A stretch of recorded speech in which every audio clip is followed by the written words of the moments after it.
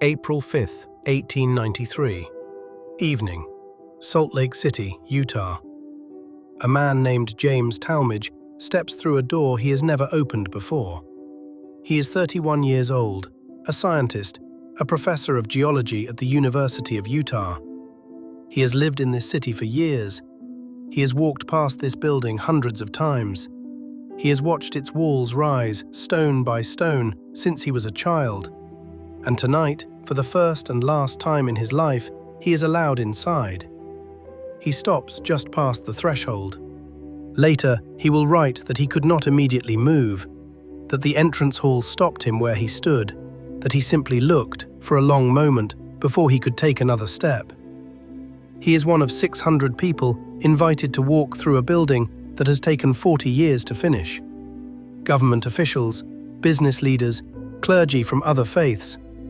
They move through room after room, guided by quiet men who answer every question, who open every door, who let the visitors touch the walls if they want to. They see the carved woodwork, still smelling faintly of varnish, the painted murals barely dry, the stained glass catching the last light of the day, the baptismal font resting on the backs of 12 carved oxen, the room at the very top of the building, the Holy of Holies, which only one man on earth is permitted to enter, and only on specific occasions, and only alone. The visitors take their time. Some of them weep.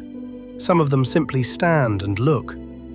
Tomorrow morning, these doors will close, and they will not open to the general public again. Not in a year, not in 10 years, not in 130 years, and counting. There is a building in the center of Salt Lake City that has been standing since 1893. Millions of people have seen it. Thousands of photographs have been taken of it. Its 6 grey granite spires and the golden angel on top are among the most recognized religious images in America. Almost no one alive today has seen the inside. This is the story of what those walls have witnessed, and the question that nobody quite knows how to answer. What happens inside a building that almost nobody is allowed to enter? Part 1. The Promise. July 24, 1847. Salt Lake Valley, Utah Territory. Brigham Young was ill when his wagon crested the ridge and he saw the valley for the first time. He had been sick for days, mountain fever probably, contracted somewhere on the trail west. He was 46 years old, a large man, a commanding man, a man who had spent the last year leading roughly 1,500 people across 1,700 miles of open country to a destination that most of them had never seen. They were Mormon pioneers, members of the Church of Jesus Christ of Latter-day Saints, and they were fleeing. Not from a government, not from a war, from their neighbors. In the 14 years since Joseph Smith had founded the church in upstate New York, Mormon communities had been driven out of Missouri, out of Illinois, out of every settled place they had tried to make a home. The reasons were complicated and disputed, but the pattern was not. Mormons arrived, settled, built, and were eventually told to leave, sometimes violently. In 1844, Joseph Smith himself had been murdered in a jail cell in Carthage, Illinois, by a mob that included members of the local militia. Brigham Young had taken over the leadership of the church after Smith's death, and he had made a decision that would define American religious history. He was going to lead his people so far west that no one would bother them again. The Salt Lake Valley in 1847 was not part of the United States. It was Mexican territory, barely administered, mostly desert, ringed by mountains that kept it isolated from the rest of the continent. Nobody else wanted it. That was exactly the point. Young looked at the valley from his sickbed in the back of a wagon and reportedly said 4 words. "This is the right place." 4 days later, he identified the site where the temple would be built. Not a home, not a town center, not a fort, a temple. Before they had planted crops, before they had built permanent shelter, before they knew whether this valley could sustain human life, the first permanent marker they placed in the ground was for a house of God. This order of priorities tells you everything you need to know about what follows. Part 2. The Foundation. February 14th, 1853. Salt Lake City. 6 years after the pioneers arrived, on a cold February morning, construction began. Brigham Young himself turned the first shovel of earth. Around him, thousands of people watched in silence. This was not a groundbreaking ceremony in the modern sense, a brief ritual, a speech, a photo opportunity. This was the beginning of something that the people watching understood might take the rest of their lives. They were right. The plan was ambitious in a way that bordered on impossible. Young wanted a temple built from granite, not the softer sandstone or limestone that would have been easier to work with, but granite, the hardest building material available, because granite lasts. He had sent his chief architect, Truman Angell, to Europe to study the great cathedrals. He wanted something that would stand not just for generations, but, as Young himself said, through the millennium. The granite came from Little Cottonwood Canyon, 23 miles away. There were no roads.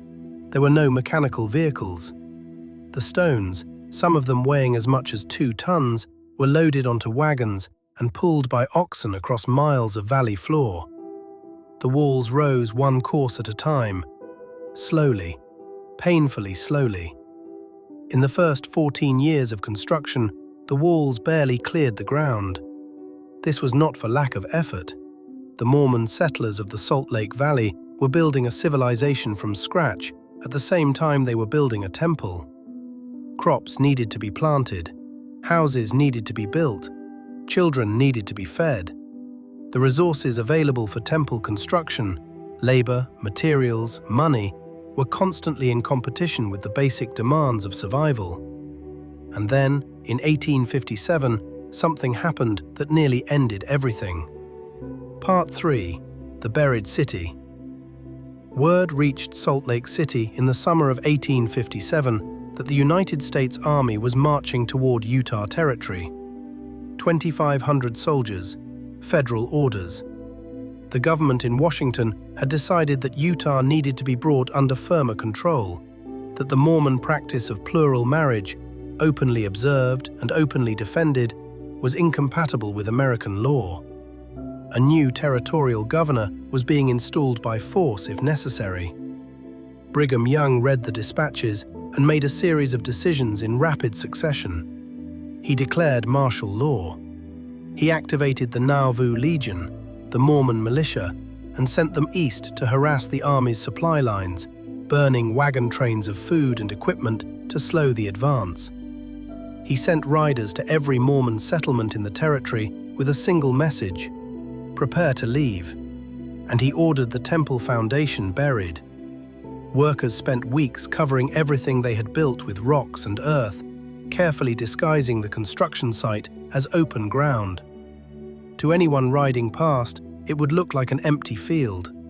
There would be nothing to desecrate, nothing to occupy, nothing to find. Then Young ordered the evacuation of Salt Lake City itself. 30,000 people packed what they could carry and moved south. They left their homes standing, their furniture in place, their fields tended, but they took everything of value, everything irreplaceable.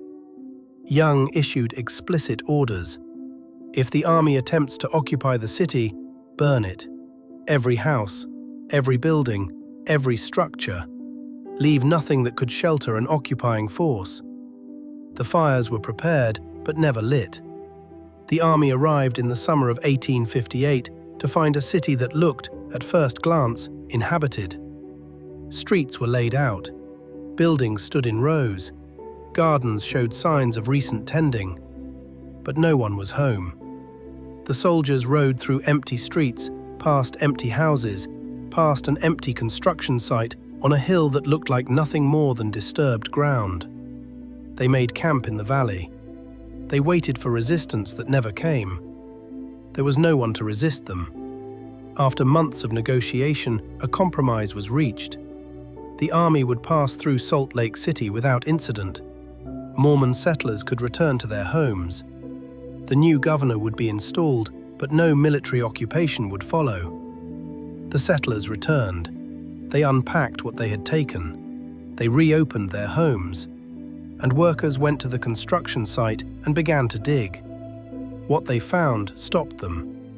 The sandstone cornerstones, the original foundation stones laid in 1853 with ceremony and prayer, the stones that represented the first 4 years of this community's labor, had cracked under the weight of the earth piled over them. 4 years of work had to be torn out and started over, this time with granite. Part 4. The walls rise. The 1860s, the 1870s, year after year, the walls grew. Slowly, but they grew. By the mid-1870s, the exterior walls were finally beginning to show above the foundation. A generation of children had grown up knowing the temple as a perpetual construction site. Scaffolding and stone dust and the sound of hammers has constant background to everyday life in Salt Lake City. Some of the men who had carried the first stones from Little Cottonwood Canyon were now old. Some had died without seeing the walls reach their full height. And then, in the 1880s, everything accelerated, and everything nearly collapsed again. The federal government came after the church more systematically than before. New laws criminalized plural marriage with serious penalties. Church leaders were arrested. Properties were seized.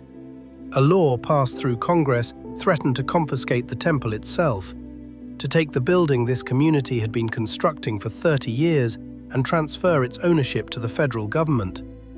The exterior walls were nearing completion.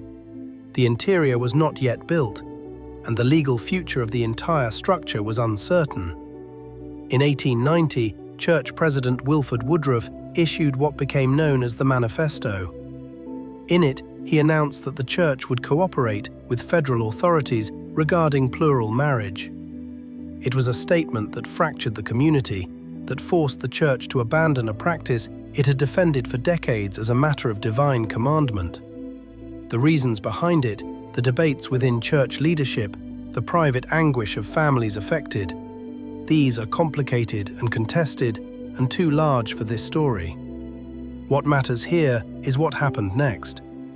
The legal threat to the temple evaporated, construction accelerated, and on April 6, 1892, tens of thousands of people gathered in Temple Square for a ceremony that they had been waiting for their entire lives. The capstone was laid.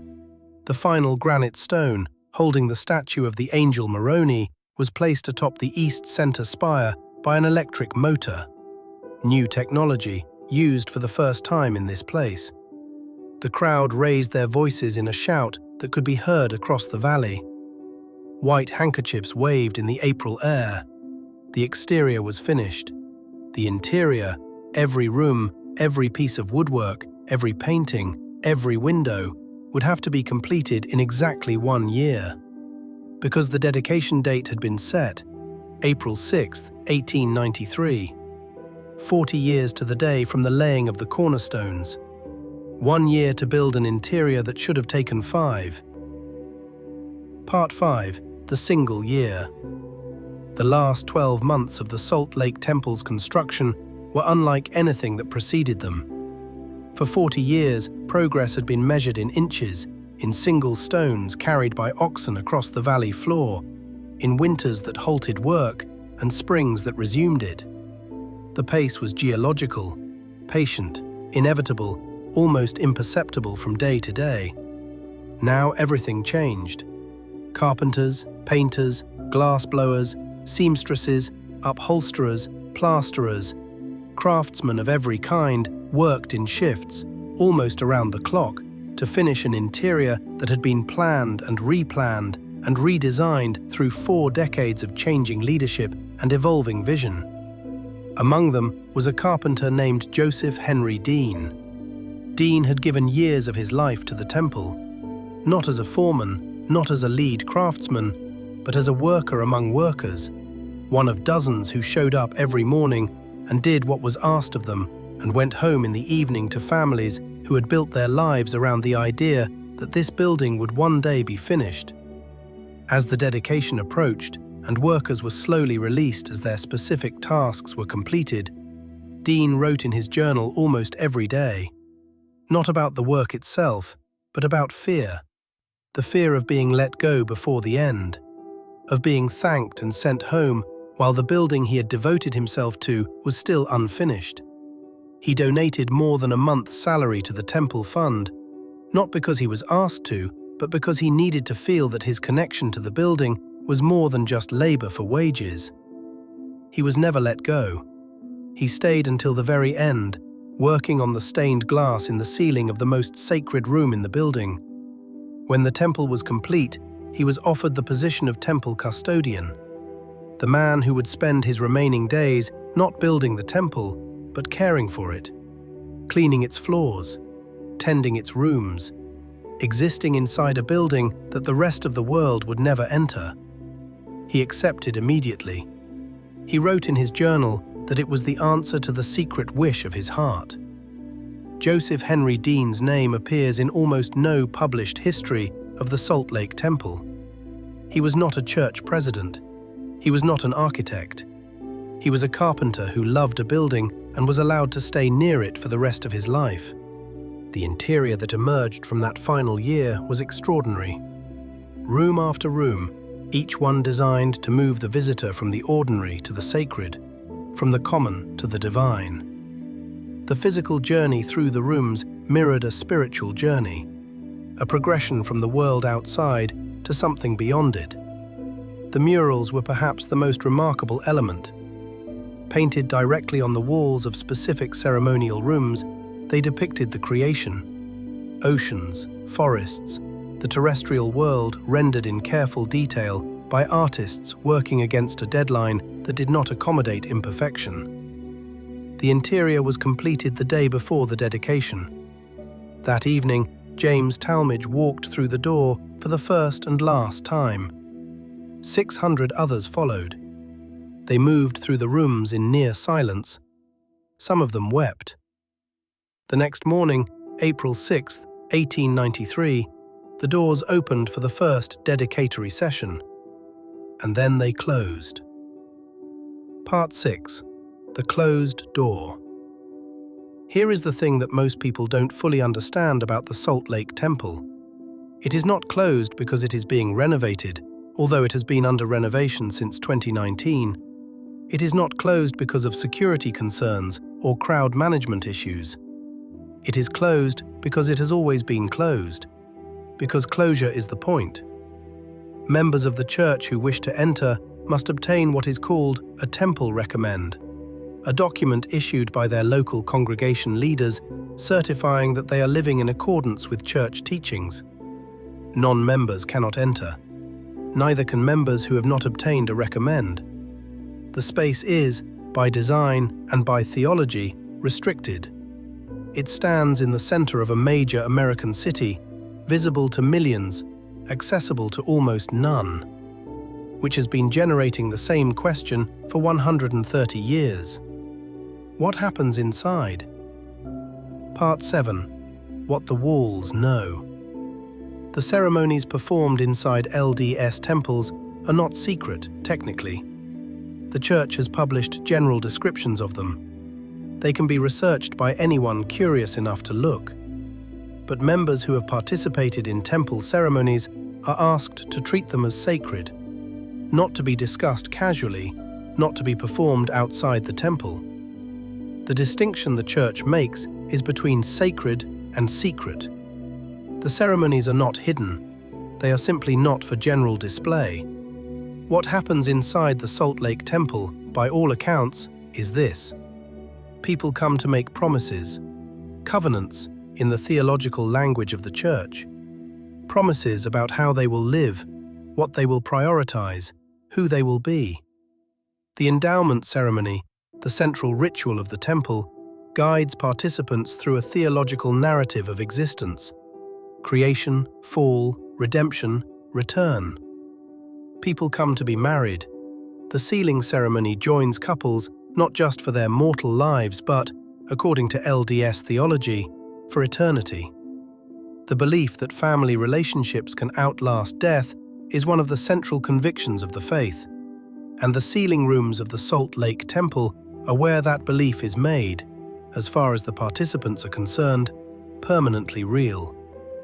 And people come for the dead.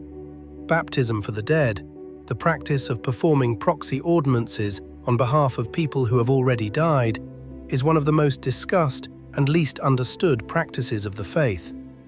The theology holds that the dead can choose to accept or reject ordinances performed on their behalf. Critics have raised concerns, particularly regarding proxy baptisms of Holocaust victims and others who had no connection to the faith. The Church has made policy changes in response. The walls of the Salt Lake Temple have witnessed millions of these moments. Millions of people making the most serious promises of their lives. Millions of couples being sealed. Millions of names spoken aloud in proxy for the dead. Most of them you will never know. Most of them nobody outside those walls will ever know. This is what makes the next part of the story so strange, because the most significant threat to what those walls contain has not come from outside. It has come from within. Part 8. What is being lost? In 2021, the Church of Jesus Christ of Latter-day Saints announced changes to the renovation plan for the Salt Lake Temple that went beyond structural reinforcement. The murals, those paintings of the creation, applied directly to the walls of the ceremonial rooms by artists working against a one-year deadline in 1892 and 1893, would be permanently removed. Photographed, documented, and then taken down. The walls they were painted on would be reconfigured entirely. The progressive room-to-room ceremony, in which participants physically moved through the building's spaces as part of the ritual, a design that was architectural theology, the journey through rooms as a journey through meaning, would be replaced by a single-room video presentation. The reaction within the Church was not uniformly positive. Prominent historians described the changes as a loss of priceless cultural artifacts, objects that had existed for 130 years inside a building that the outside world was never permitted to enter, and that would now be removed before the outside world ever had a chance to see them. Think about what that means. James Talmage walked through those rooms on the evening of April 5, 1893, and was stopped where he stood by what he saw. The murals on those walls were barely dry when he saw them. They would be 130 years old when they were taken down. In all that time, almost no one outside the faith ever saw them, and now no one ever will. The building that Brigham Young said should last through the millennium is being updated for the 21st century. What does it mean to preserve something that was never fully visible to begin with? What is lost when you change the interior of a building that most people only know from the outside? These questions don't have clean answers. They have been raised by people who spent their entire lives inside the institution that owns the building, which makes them, if anything, harder to dismiss. What remains? In the summer of 2020, workers removed the capstone from the top of the east center spire to begin the renovation. Inside, it was a time capsule, placed there in 1892 at the capstone ceremony. The capsule contained scriptures, a hymn book, church publications, images of early leaders, and a copper plate inscribed with the principal dates of the temple's construction. It also contained hundreds of coins, thrown in by the crowd through a small opening in the capstone, whatever happened to be in people's pockets on that April morning in 1892. Those coins sat inside a granite sphere on top of a building for 128 years.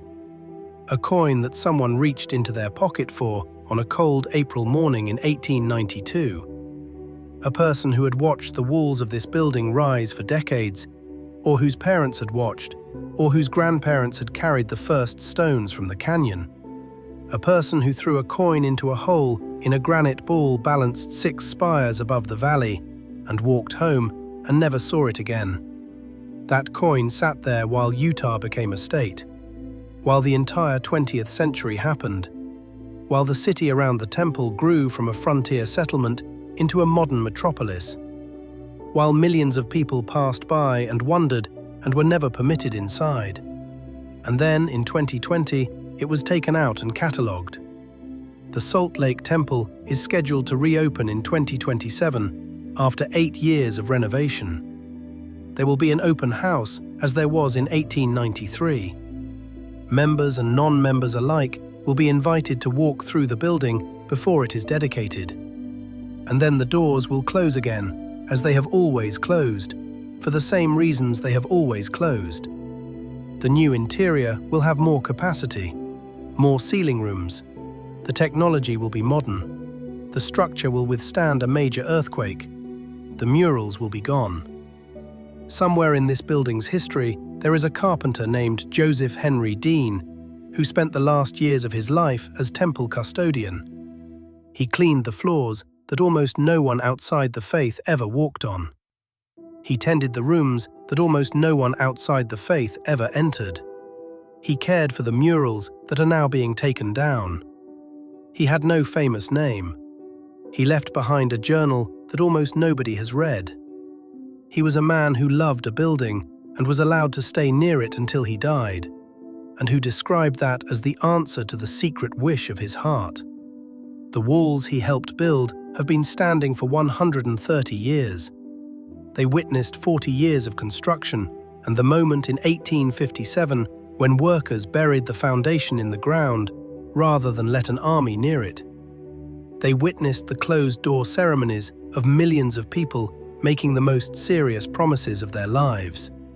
They witnessed marriages that the participants believed would outlast death itself. And now they are witnessing their own transformation. In 2027, the doors will open briefly. If you want to see the inside of the Salt Lake Temple, that will be your moment. Then the doors will close again, and the building will continue doing what it has always done, witnessed by the city around it, known to almost everyone by sight, understood by almost no one from the inside. A building that contains what it contains. A building that keeps what it keeps. A house that belongs, as it says in gold letters on the facade, to the Lord. Whatever that means to you.